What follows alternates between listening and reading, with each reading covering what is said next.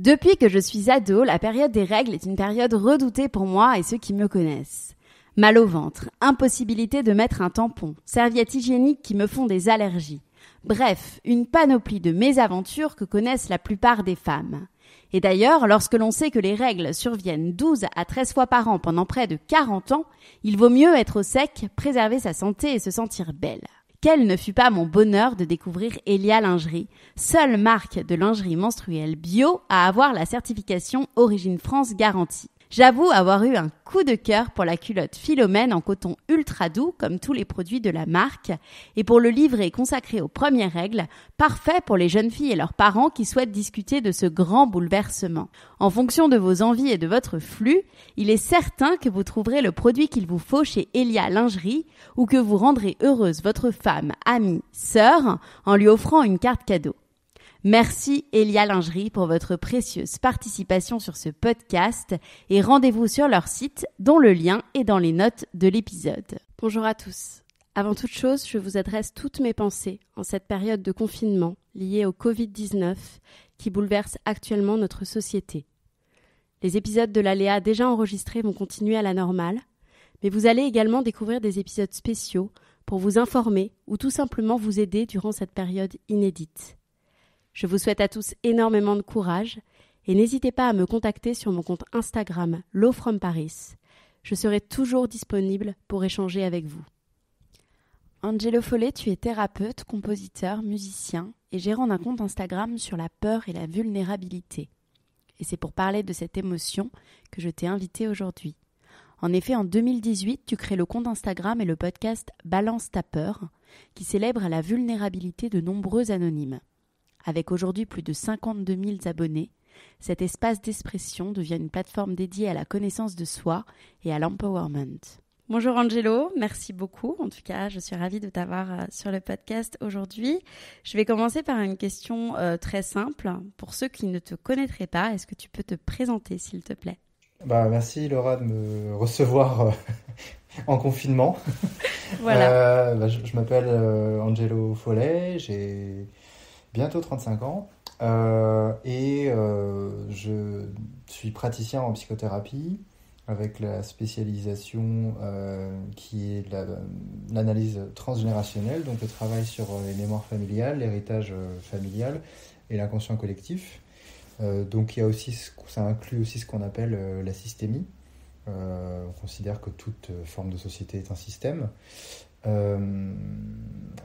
Du coup, ça se décline aussi par le fait d'accompagner des personnes donc en consultation individuelle, en atelier de groupe, en cercle de parole, sur un compte Instagram qui s'appelle Balance ta peur. Et l'autre pratique que j'ai, qui est plus du domaine artistique, c'est la direction artistique musicale et de la réalisation et de la composition. Réalisation, c'est un petit peu comme réalisateur de film, c'est-à-dire mon rôle c'est de mettre en forme les idées d'un artiste pour qu'à la fin il y ait un album qui soit livré. D'ailleurs, j'ai vu que tu avais travaillé avec Giorgio et je l'ai interviewé il y a quelques années. Ah bon ? Ouais.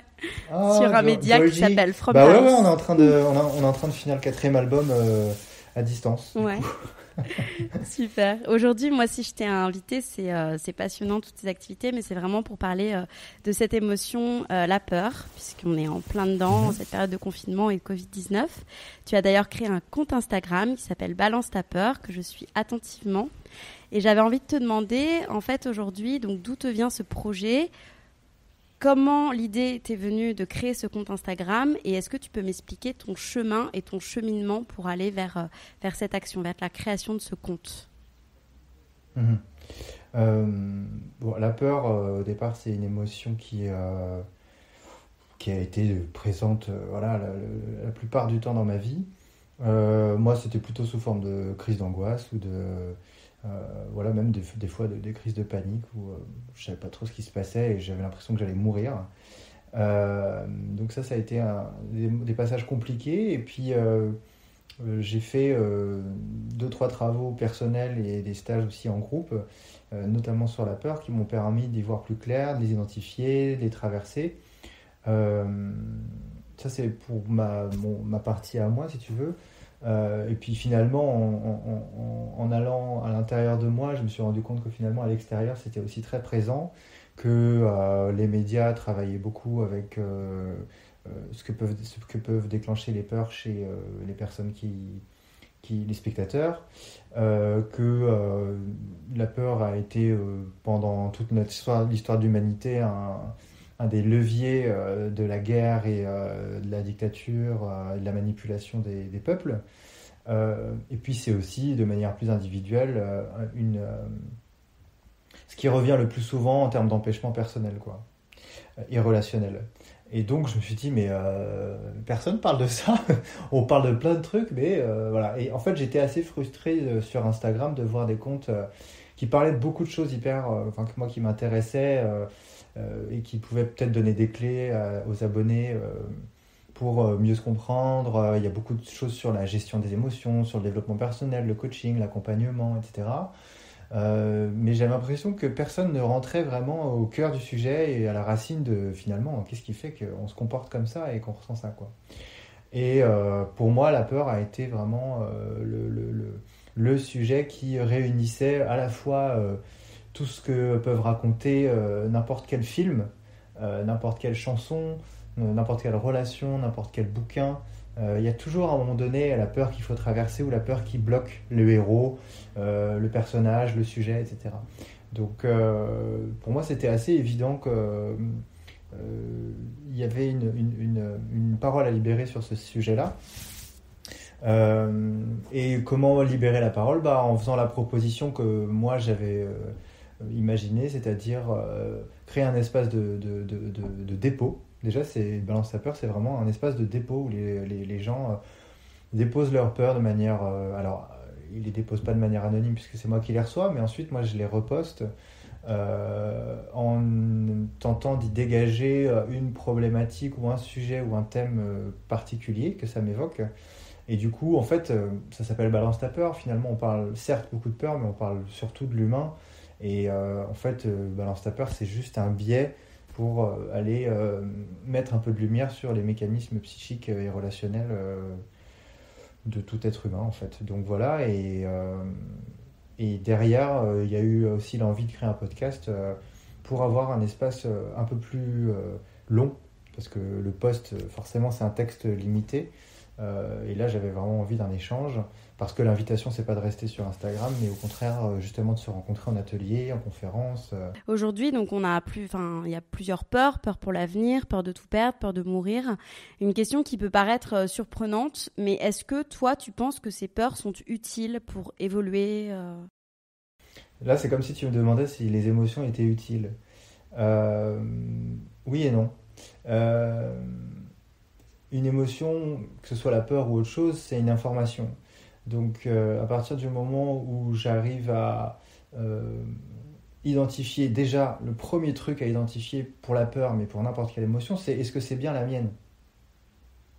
Parce que ça, on est tous des êtres humains et on a tous été éduqués en tant que petit enfant à imiter nos figures parentales, nos figures d'attachement et à comprendre le langage des émotions à travers la façon dont l'autre les exprime. Donc en fait, je me rends compte petit que quand quelqu'un a peur, il fait une grimace, il reste figé, etc. Il bouge plus, il parle plus. Ok, ça c'est la peur, d'accord. Donc moi, en fait, c'est comme ça que je vais exprimer ma peur. Et en fait, déjà, il y a déjà une éducation et un conditionnement à ce niveau-là. Donc la première chose, c'est d'identifier si c'est bien mon émotion. Et puis après, une fois qu'on a fait ce travail, c'est d'identifier quelle émotion. Et si c'est la peur, identifier à quel moment, soit je ne l'ai pas exprimée en amont et du coup elle revient, soit dans ces cas-là, voir aussi ce qu'on appelle le principe de réalité en psychanalyse, c'est quelle est la réalité en fait. Est-ce que j'ai peur du virus parce que c'est justifié par rapport à mon contexte, par exemple si on prend le contexte actuel, ou est-ce que en fait je suis en train d'enregistrer un podcast avec toi et je suis dans ma chambre et il fait beau et je me sens bien, je suis en digestion parce que je viens de manger. Voilà, c'est ça en fait l'utilité de l'émotion et donc de la peur, c'est soit de nous mettre en mouvement parce qu'effectivement il y a un danger réel, soit de voir si je suis pas en train du tout d'être en danger réel là tout de suite maintenant. Effectivement, le problème c'est que si je continue à entretenir cette peur et cette émotion, il se peut que c'est parce que j'ai déjà vécu une émotion similaire auparavant, que j'ai pas réussi à identifier et que j'ai pas réussi à me représenter pour pouvoir la traverser. Et du coup, en fait, c'est comme si mon système nerveux et mon système psychique recréaient l'émotion de la peur et allaient déclencher l'émotion de la peur dans des situations qui n'ont pas de rapport, pour me permettre d'éventuellement évacuer le choc du passé.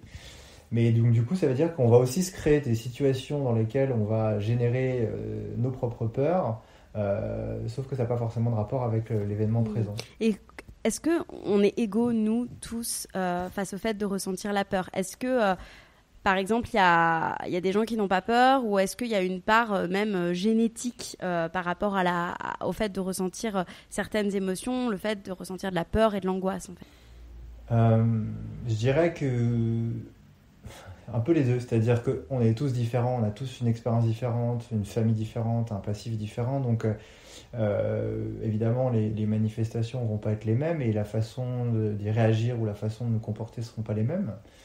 Ce qui est certain, c'est que dans toutes les études que j'ai faites ou que j'ai lues, grosso merdo, dans l'existence, la peur de la mort et la peur de la vie sont les deux grands axes qui vont décliner toutes les autres peurs. Donc avec par exemple l'angoisse de la mort donc, et de la vie, l'angoisse de la liberté et de la responsabilité, l'angoisse de l'isolement et de la solitude, et l'angoisse du sens de la vie ou de l'absurdité de la vie.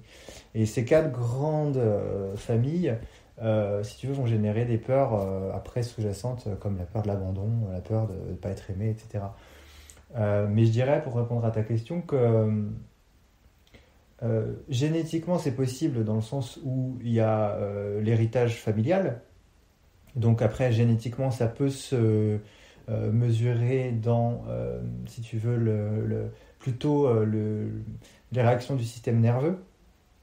Par exemple, en transgénérationnel, on peut observer que si par exemple l'arrière-arrière-grand-mère a vécu un viol, c'est possible que la petite fille développe un cancer de l'utérus qui sera, en tout cas, c'est pas toujours le cas. Enfin, je veux dire, il n'y a pas de recette et il n'y a pas d'automatisme, mais c'est possible que derrière, en analysant un petit peu tout ça, on se rende compte que c'est une réaction héritée de l'arrière-arrière-grand-mère, et on va voir que le pic de stress généré par, je sais pas, une rencontre avec un homme ou une situation sexuelle quelconque, chez la petite fille, le pic de stress va être beaucoup plus fort, et le pic d'hormones générées va être plus fort que chez l'arrière-arrière-grand-mère si toutefois elle avait été accompagnée ou suivie, quoi.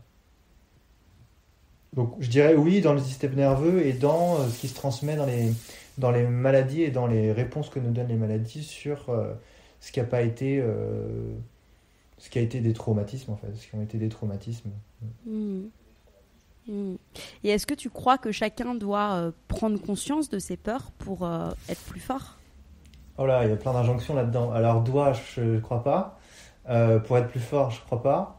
En revanche, ce que je peux dire, c'est que derrière, en fait, cette espèce de quête d'évitement de la peur ou d'expérience de la peur, il y a souvent la recherche de souffrir le moins possible, voire de ne pas souffrir du tout.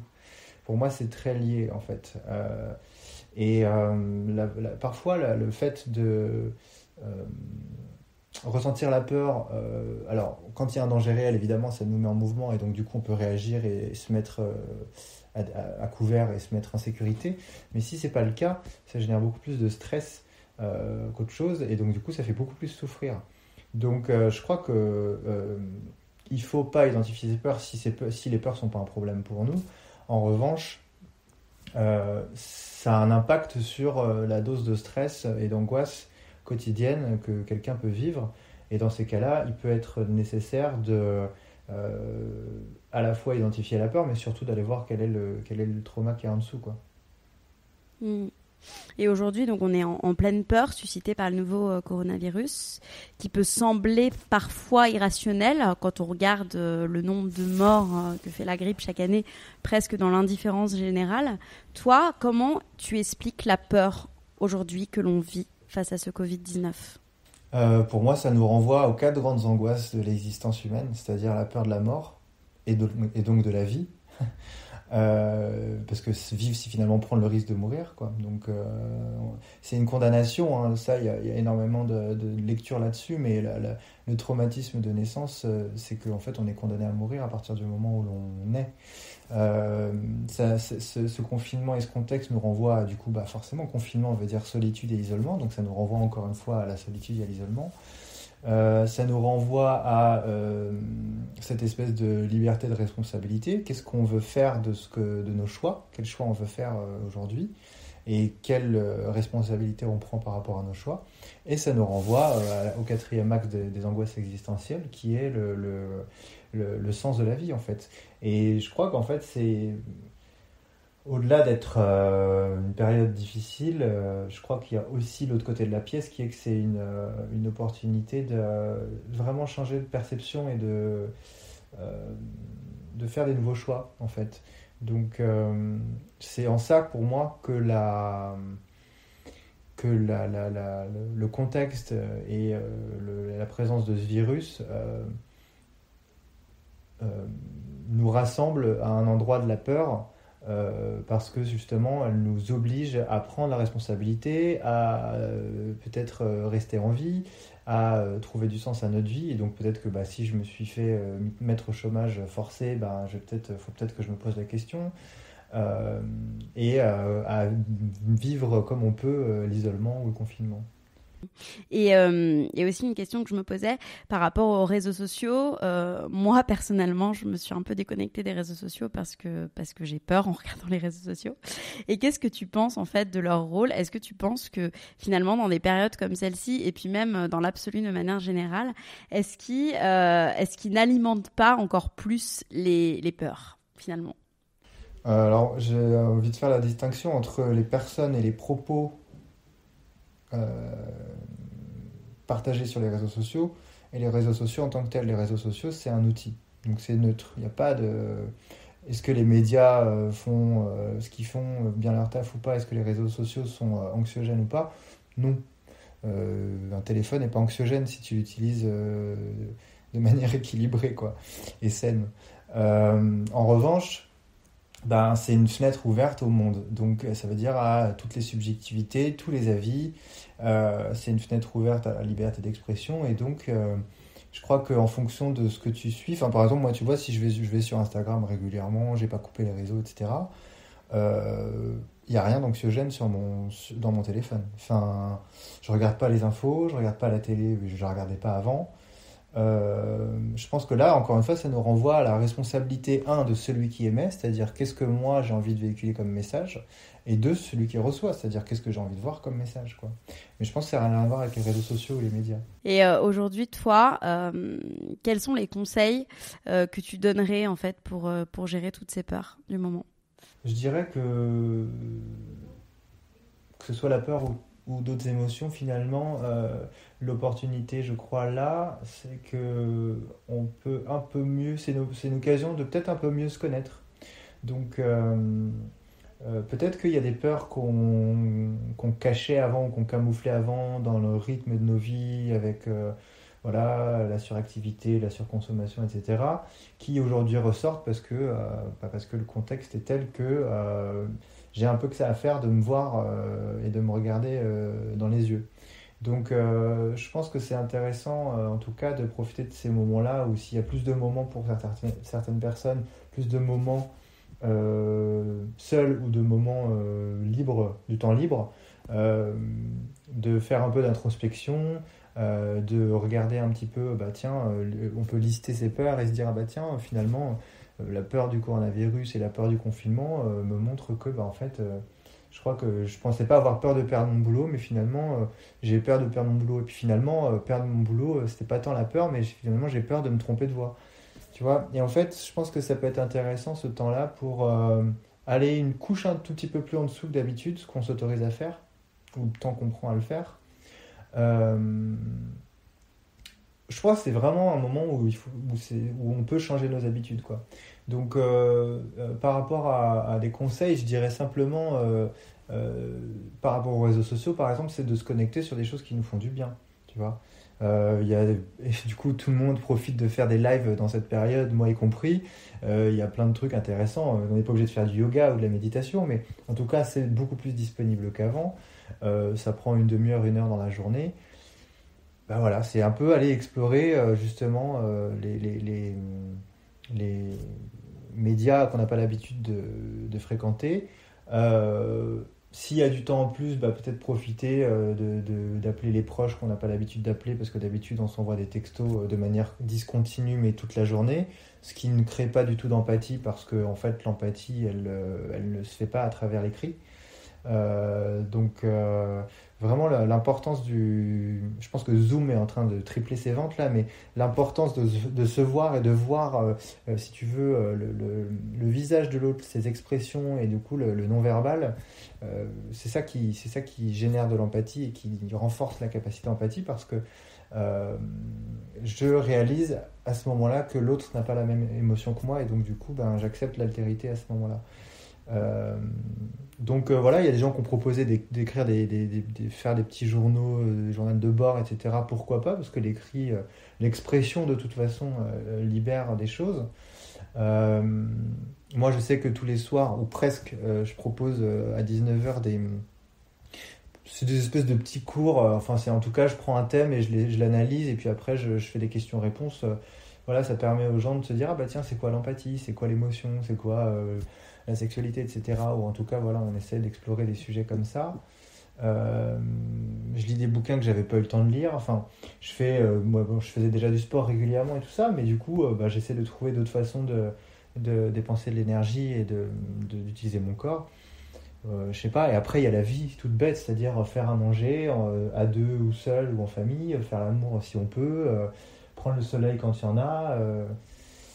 Ouais, en fait, moi je pense qu'il faut revenir au basique, quoi, tu vois. Et vraiment, moi là, ça me permet, pourtant j'étais déjà revenu à des choses très basiques, mais ça me permet d'avoir encore moins de besoins. Toi, est-ce que enfin, quelles sont les angoisses qui reviennent le plus, que tu remarques en fait sur ton compte depuis le début du confinement Depuis le début du confinement, je crois que ce qui remonte, c'est vraiment c'est marrant parce qu'avant le Covid, du coup, sur le compte, principalement, c'était les peurs qui sont liées aux relations, et notamment aux relations amoureuses. Du coup, là, ce qui remonte, c'est la peur d'être seul, la peur de se sentir...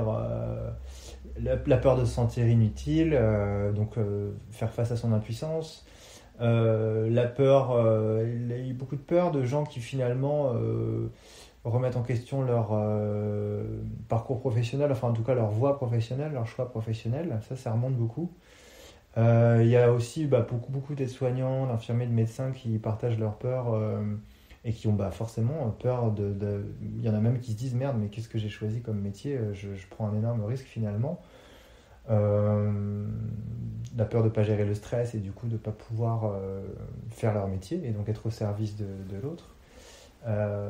Ouais, c'est les grandes peurs en gros. Mais c'est surtout c'est très pragmatique en fait. Ce sont des peurs qui sont peut-être moins irrationnelles qu'avant. Avant, il y avait peut-être tu vois, la peur d'être abandonné alors que la personne n'est pas du tout abandonnée. Il y avait la peur je sais pas moi, de pas prendre sa place alors que chaque personne prend la place qu'il prend là où il est. Enfin, ça c'était irrationnel, tu vois. Mais là, ça nous ramène, comme on est en survie, il y a une part de nous qui est en survie, et individuelle et collective, du coup ça nous ramène à des choses très basiques. Et donc à des choses vraiment importantes, genre, merde, est-ce que finalement faire du marketing c'est vraiment ce que j'ai envie de faire? Ou tiens, je vois que j'ai envie d'être au service de... Ah tiens, je savais pas, j'avais jamais remarqué ça, ok, peut-être que voilà, j'ai peur de finalement vendre des bagnoles par exemple, j'en sais rien, peut-être que ça fait pas sens pour moi aujourd'hui. Donc voilà, c'est très pragmatique, quoi. Et toi, qu'est-ce que ça t'évoque du coup tout ça Moi, ça m'évoque plusieurs trucs. Le premier truc qui me vient, c'est que l'être humain est assez intelligent et à la fois assez débile pour attendre des moments... C'est pas un jugement quand je dis débile, hein, c'est vraiment... je me mets dedans évidemment, et c'est plus de se dire oh, putain, mais qu'est-ce qu'on attend à chaque fois, on attend toujours le dernier moment, on attend toujours d'être dos au mur pour vivre en fait quoi. Donc ça me ramène encore une fois à cette angoisse de vivre qui est beaucoup plus présente finalement que l'angoisse de mort. On oscille toujours au quotidien entre les deux, hein, mais je me rends compte qu'il y a la peur de vivre, donc la peur de s'individuer, la peur de notre propre croissance et du coup d'être nous-mêmes et donc de nous séparer et de sortir de la fusion.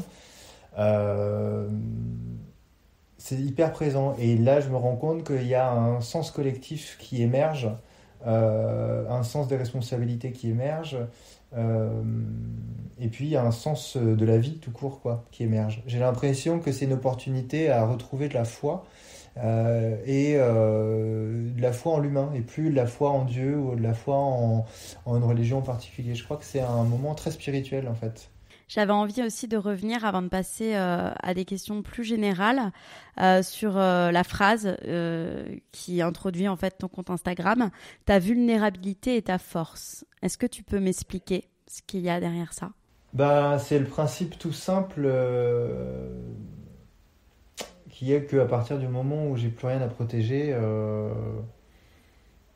bah, je crains rien en fait. Alors craindre, c'est pas dans le sens de peur, hein, mais c'est plutôt dans le sens de... En fait, ça revient encore à l'angoisse de la vie, enfin l'angoisse de vivre, c'est que finalement on se protège de la vie, beaucoup. On se protège de la vie, du risque de vivre, parce que derrière la peur d'échouer, la peur de ne pas être parfait, la peur de ne pas être aimé, la peur de ne pas être approuvé, la peur de se tromper, etc. Mais il n'y a rien de pire qu'en fait de ne pas agir par peur de ça plutôt que d'agir et de réajuster avec ce qu'on va vivre derrière. Donc la vulnérabilité pour moi c'est pas tant le fait de se mettre à poil et de se dire voilà toutes mes émotions, voilà tout ce que je ressens, faites-en ce que vous voulez, etc.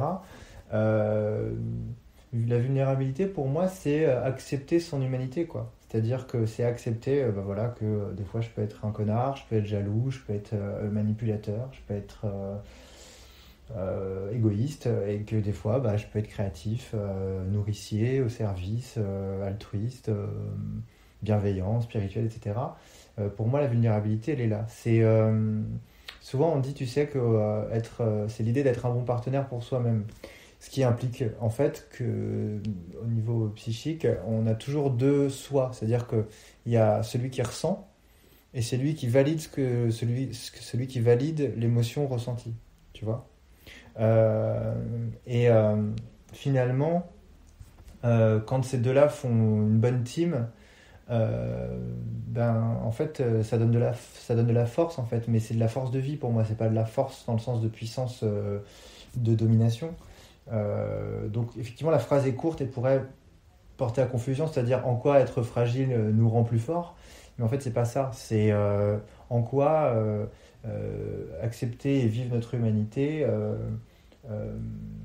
nous redonne toute la puissance de vie et toute l'énergie de vie dont nous avons besoin pour grandir en fait, quoi. On va finir par des questions d'ordre plus général. Déjà, quelles sont les questions que l'on te pose le plus, que ce soit dans tes conférences, dans tes workshops ou sur tes réseaux sociaux ?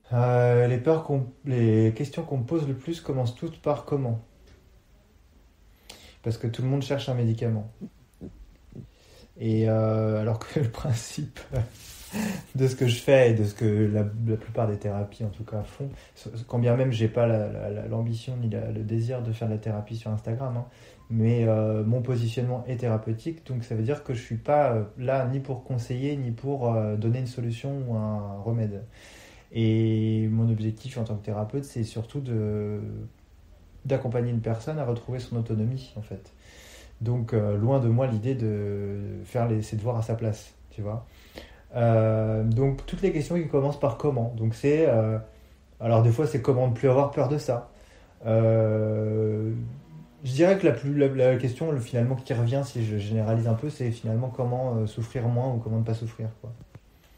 Et derrière il y a beaucoup sur les relations amoureuses, quoi. Comment retrouver l'amour, comment aimer vraiment ou comment s'aimer mieux. Ah oui, il y a beaucoup ça, l'amour propre aussi. Ce que je dis souvent sur l'amour propre, c'est qu'il faut accepter qu'on a du linge sale, mais c'est un jeu de mots, mais je trouve ça plutôt marrant. Donc voilà, c'est surtout ça, c'est comment s'aimer mieux, comment ne pas souffrir. Voilà. Et ça, malheureusement, c'est véhiculé par beaucoup de contenus qui sont liés au développement personnel, que moi, je suis pas toujours très à l'aise avec cette notion. Mais je la comprends et je la comprends et à partir du moment où si ça aide des gens, tant mieux. Mais c'est une autre injonction. Ouais. L'injonction au bonheur sous-jacente, l'injonction à la meilleure version de soi-même, l'injonction au bien-être. Tu vois, le bien-être, c'est quand même quelque chose, quoi. Qu'est-ce que tu vas dire à un mec qui est sur son lit de mort, qui est en train de mourir du Covid, tu vas dire, ah bah mec, t'as raté ta vie parce que t'as pas connu le bien-être. Tu vois ce que je veux dire? C'est qu'il y a un moment donné où il faut relativiser ça.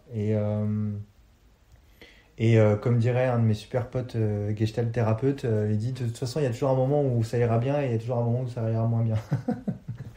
Donc, ça me fait marrer aussi. Mais voilà, je dirais comment ne pas souffrir et comment s'aimer mieux. Toi, quelle est ta plus grande peur? La peur de la place de toute puissance qu'on me donne sur les réseaux. C'est hyper facile de tomber là-dedans. C'est hyper facile de passer pour quelqu'un qui a la bonne parole ou qui a raison ou qui dit la vérité ou qui est plus intelligent ou plus que quelque chose ou quelqu'un. Et du coup, il y a énormément d'invitations à ça. C'est-à-dire qu'il y a beaucoup de gens qui me renvoient des messages de remerciements et c'est génial, mais qui se déresponsabilisent en même temps.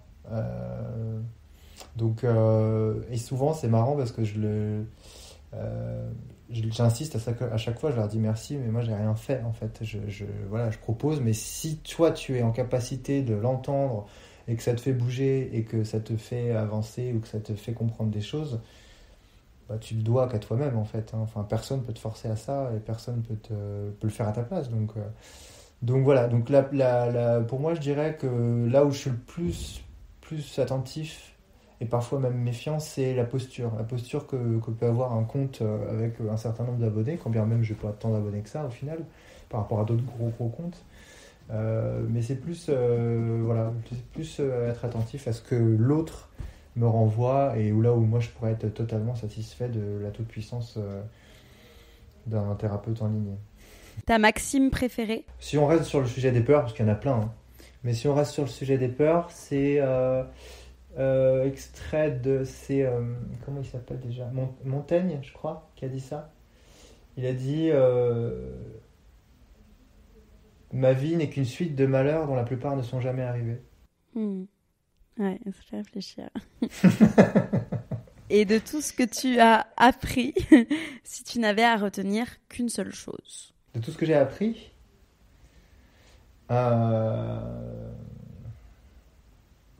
c'est ok de ressentir des choses. Il y a un truc comme ça, de l'ordre de ressentir ce que je ressens, c'est légitime parce que je les ressens en fait. Alors après, à moi de discerner si c'est mes émotions, si c'est un truc que j'ai calqué, si c'est un truc transgénérationnel ou pas, mais ça reste quand même, l'émotion reste quand même je dirais un point de repère qu'on est bien vivant, quoi. Merci beaucoup.